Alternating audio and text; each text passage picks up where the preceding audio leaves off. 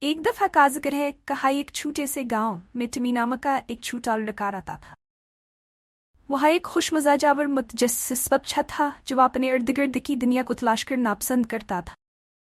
Tummy نے ہمیشہ ایک پالتو جانور رکھنے کا خواب دیکھا تھا۔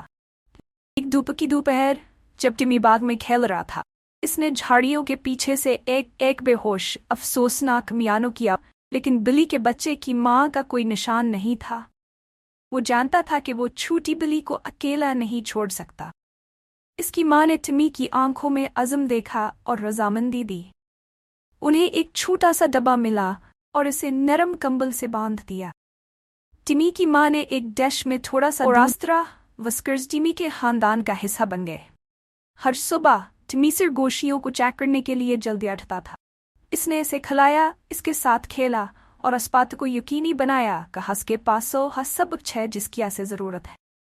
سرگوشیوں کو تیزی سے ٹمی کا شوق بڑھنے لگا اور وہ جم بھیجا تھا۔ چند لمحوں کے بعد ٹمی نے اونچے بلوت کے درخت کی طرف سے ایک نرم میانو